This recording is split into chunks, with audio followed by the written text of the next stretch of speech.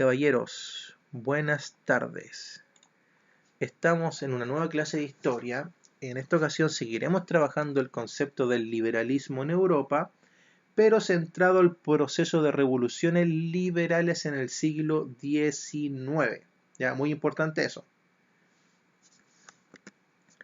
Ya, las clases anteriores estuvieron centradas en trabajar el cómo surgió el concepto de liberalismo, cómo se fue expandiendo lentamente en Europa, lo que era el liberalismo económico, ¿cierto? Con las ideas de Adam Smith, la acumulación de capitales, lo que era el liberalismo político, la separación de los poderes del Estado, la soberanía popular, el constitucionalismo, ¿cierto? El parlamentarismo como formas de liberalismo también importantes, lo que era el liberalismo social, la libertad de expresión, la libertad de culto, la libertad de credo, todos esos conceptos claves para entender el proceso liberal del siglo XIX.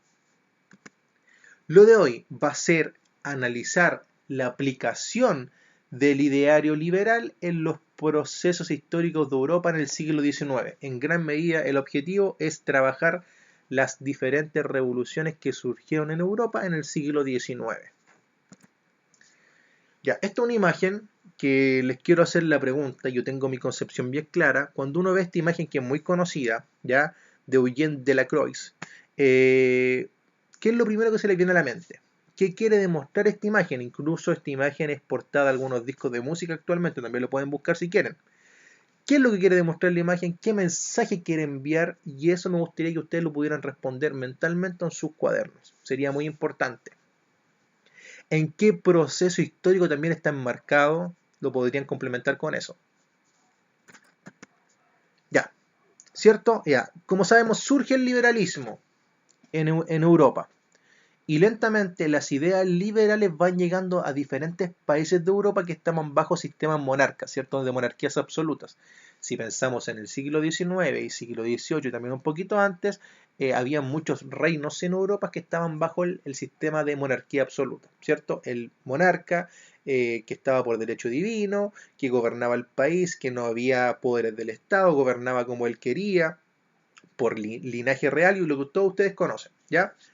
Entonces, lentamente las ideas liberales, esto de que se puede separar los poderes del Estado, de que puede haber después una constitución, de que puede existir un contrato social, de que ya no somos súbditos, sino somos ciudadanos, de que tenemos derechos individuales y colectivos, lentamente va avanzando por Europa, va caminando estas ideas por todos los países de Europa, ¿ya?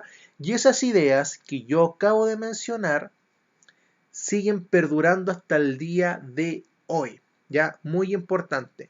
Y yo coloqué aquí cuáles, mencioné algunas, pero si les pregunto a ustedes, ¿cuáles son las principales ideas liberales que los afectan a ustedes en su vida cotidiana? Piénsenlo y respóndanlo en sus cuadernos. Sería muy importante pensar en su vida y cómo ideas liberales que surgen en el siglo XIX hasta el día de hoy los afectan a ustedes y a toda la sociedad y a gran parte de las sociedades. Ya, entonces,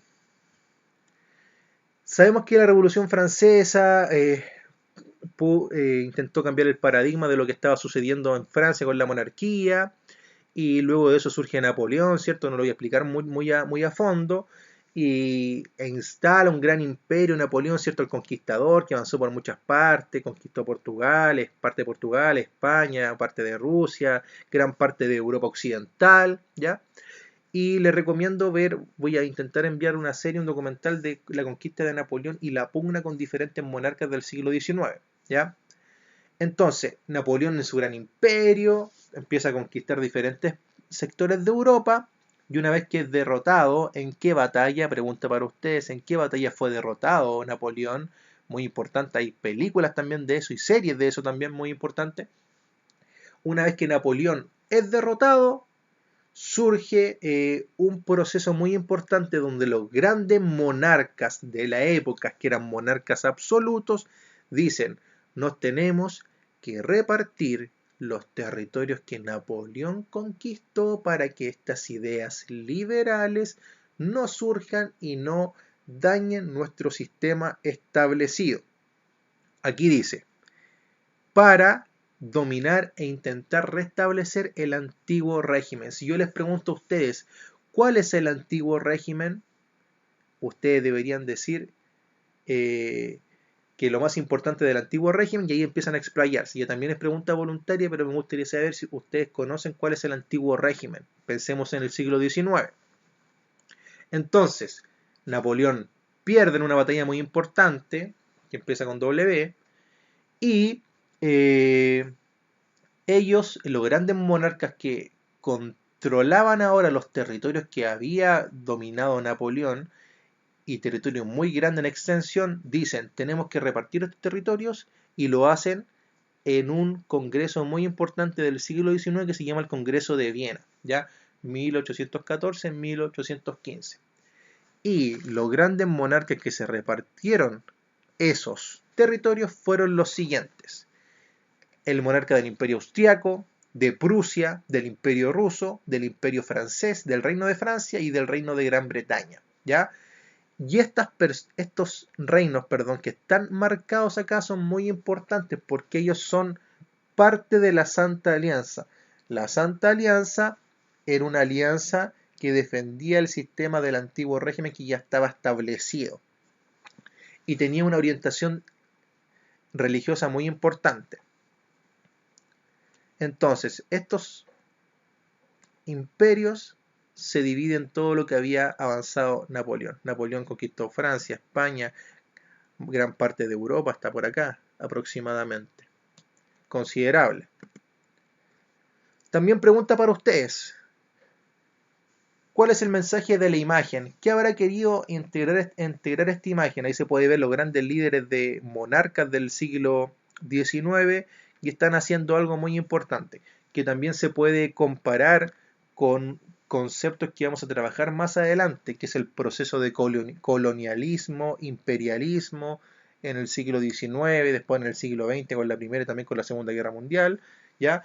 Entonces también quiero que piensen y puedan entender qué mensaje quiere entregar esta pequeña imagen. Ya, ya, es muy importante. Los monarcas quisieron instaurar este antiguo régimen, importante mantener los ideales que ya estaban establecidos, ideales de monarquía que ustedes ya conocen, y fue bastante difícil y fue poco viable porque en gran parte de Europa los ideales del liberalismo ya estaban impregnados en la sociedad, teniendo en consideración que los ideales siempre llegaban a las clases acomodadas y después bajaban a los sectores medios y populares. Pero ya esa concepción de que eran súbditos había cambiado, ya no éramos súbditos del monarca, sino éramos ciudadanos.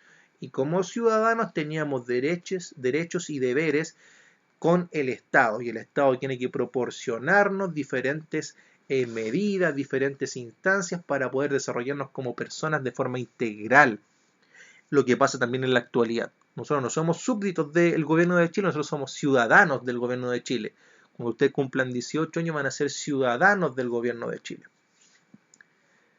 Entonces, como cambia este ideal y como no pudieron establecer este régimen antiguo que perduró por aproximadamente 3 siglos en Europa, lentamente empieza a surgir un proceso de oleada de revoluciones, ¿ya?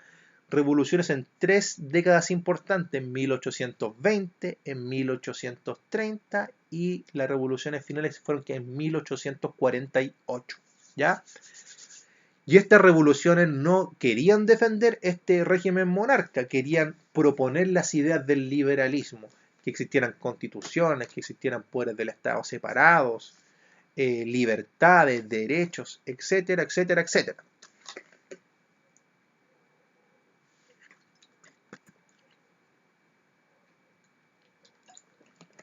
Ya.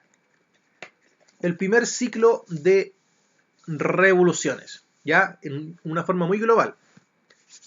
Primero, el primer ciclo de revoluciones fue en 1820, se libró tanto en Europa Occidental, también en parte abajito cerca de Europa y Asia, La primera fue en España. Muchas personas quisieron imponer el nuevo sistema liberal, pero si pensamos en España, en 1820, Fernando VII, si la memoria no me falla, rey de España, que había perdido gran parte de las colonias acá, ¿cierto? Por los procesos independentistas en Argentina, en Chile, en Perú. Después venía la independencia, pero también se logró, ¿ya? Estaba su administración en jaque y lentamente empiezan a surgir ideas liberales en España que querían cambiar el orden del monarca, cambiar al monarca, sacarlo y instaurar un nuevo sistema.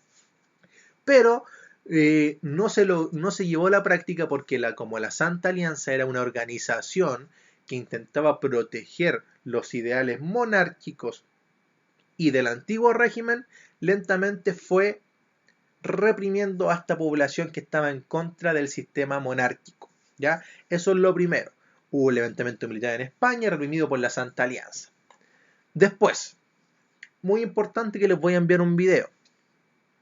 Hubo una revolución que fue importante, que fue la revolución en Grecia, que después, años después, logra la independencia de Grecia, donde Grecia estaba en contra del imperio turco, que lo dominaba. Grecia era como una colonia, se podría decir, y lentamente empiezan a surgir diferentes oleadas liberales y también oleadas revueltas, mejor dicho, perdón, revolucionarias nacionalistas que querían salir de el yugo otomano e instaurar un nuevo sistema liberal. Ya les voy a enviar un video aproximadamente de 3 minutos que explica en gran medida un punto muy importante de la independencia de Grecia, que da a conocer cómo se estaba viviendo en Europa el contexto revolucionario.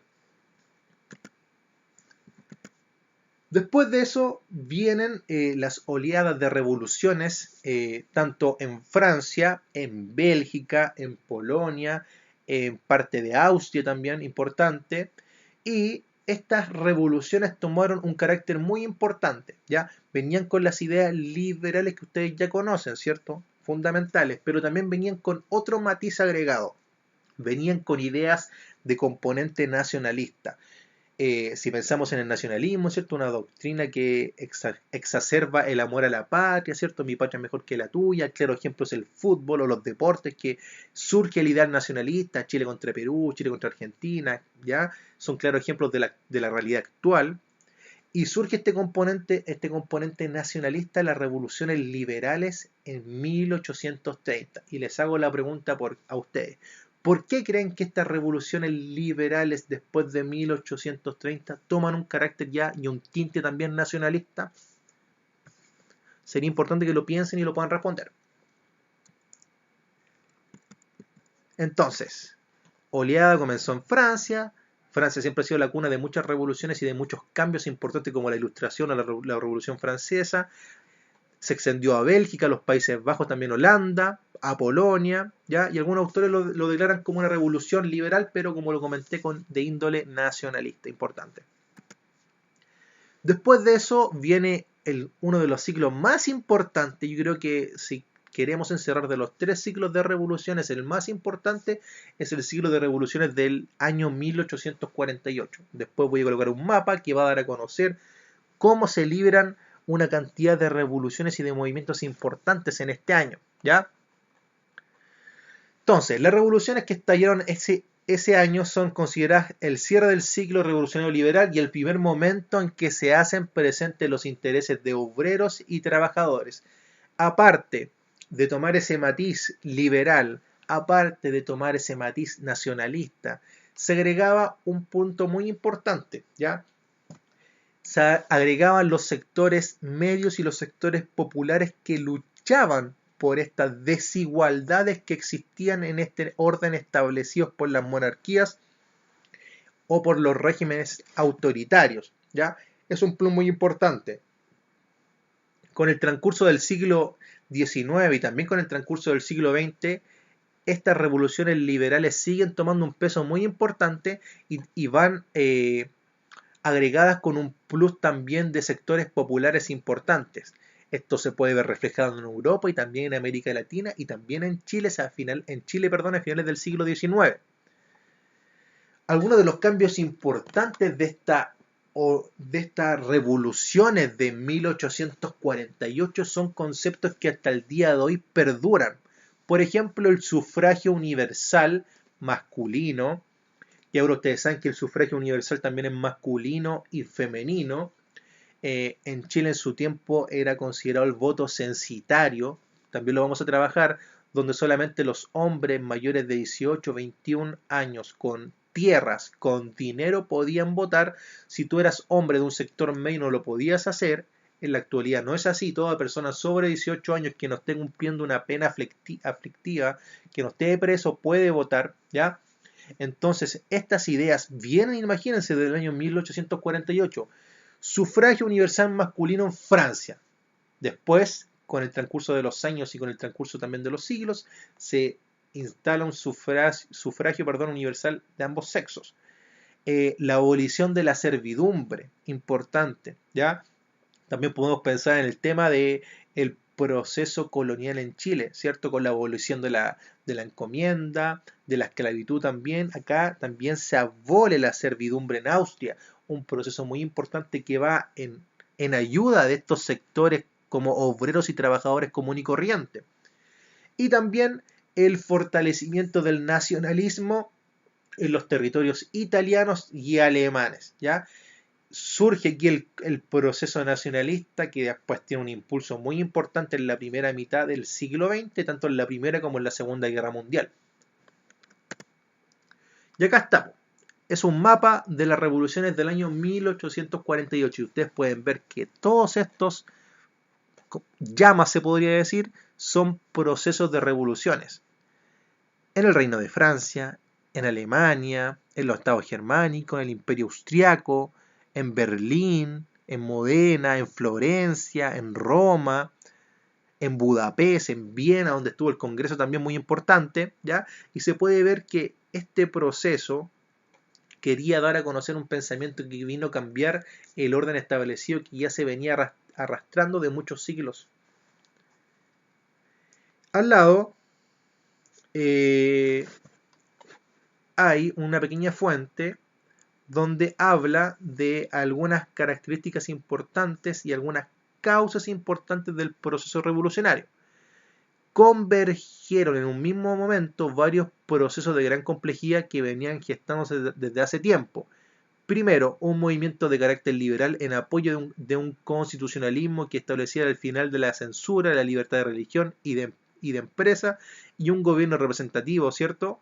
El ideario liberal, lo que hemos trabajado, la eclosión, o sea, el surgimiento de las ideologías nacionalistas, frecuentemente incompatibles entre sí, en las distintas comunidades etnolingüísticas del imperio. O sea, ustedes saben que a veces un imperio era tan extenso que compartían diferentes lenguas importantes y surge el nacionalismo. Y tercero, un conflicto social de intereses entre la aristocracia terrateniente, o sea, los dueños de la tierra, el campesinado y la burguesía urbana, que no en pocos lugares coincidía con el enfrentamiento político y cultural entre las nacionalidades en formación. ¿Ya? Entonces, pugna entre sectores sociales, surgimiento del nacionalismo y ideas liberales, tres procesos muy importantes que potenciaron esta oleada de revoluciones, este proceso revolucionario en Europa. Como lo comenté, próxima clase trabajaremos el proceso o las ideas liberales en América. Y aquí hay una pequeña imagen que representa la revolución en Berlín. Cuando ustedes piensan en revolución, vienen muchos conceptos a la mente. Algunos piensan en algo pacífico, algunos piensan en algo violento. Y les hago la pregunta: ¿cuál habrá sido el principal pensamiento de una persona de 1848 que pensaba en revolución? ¿Qué es lo primero que se le habría venido a la mente? ¿Qué habrá sido el sentimiento revolucionario en el año 1848? Ya. Y la pequeña actividad. Primero, ¿cuál fue la importancia del Congreso de Viena en este proceso histórico? Argumenta, ¿habrá sido importante que los grandes monarcas de la Santa Alianza se dividieran el territorio europeo? Sí, no, yo creo que estoy de acuerdo, estoy en contra, aquí, allá, y argumentan. Pregunta y respuesta en el cuaderno, no lo olviden. Segundo, ¿qué ideas liberales influyeron en estas oleadas revolucionarias? ¿Cuál habrá sido, si piensan en dos ideas muy importantes del liberalismo, cuáles fueron las dos ideas más importantes del ideario liberal para promover estas revoluciones? ¿Ya? Ahí las pueden escribir y explayarse un poco más. Tercero, ¿crees que estas ideas estuvieron relacionadas de alguna forma con un sentimiento nacionalista? Porque lo comentamos. Las ideas liberales y nacionalistas tienen punto de conexión. ¿Por qué? Porque por esto otro, estoy a favor, en contra, yo creo que sí puede ser, no, son totalmente opuestos, son antagónicas, ¿ya? Y se pueden explayar un poco más. Eso fue lo de hoy entonces. Fue trabajar las revoluciones del siglo XIX en Europa, tanto en el siglo de 1820, en el siglo de 1830 y también en el siglo de 1848, ¿ya? En España, en Bélgica, en Francia y en gran parte de Europa, como refleja el mapa. También, muy importante, estas ideas del liberalismo perduran, como ya lo comenté, hasta el día de hoy, y les dejé un par de preguntas que tienen que responder de forma voluntaria, y estas preguntas que están al final ustedes saben que son de forma obligatoria, pregunta y respuesta. Entonces, terminando, revoluciones, oleada de revoluciones, siglo del 48, siglo del 30 y también el siglo del 20. España, Bélgica, Grecia, que voy a enviar el video, Francia, también Bélgica, Polonia y también todo el proceso que se libró en gran parte de Europa. Eso fue lo de hoy, que estén muy bien y nos vemos en la siguiente clase. Saludos.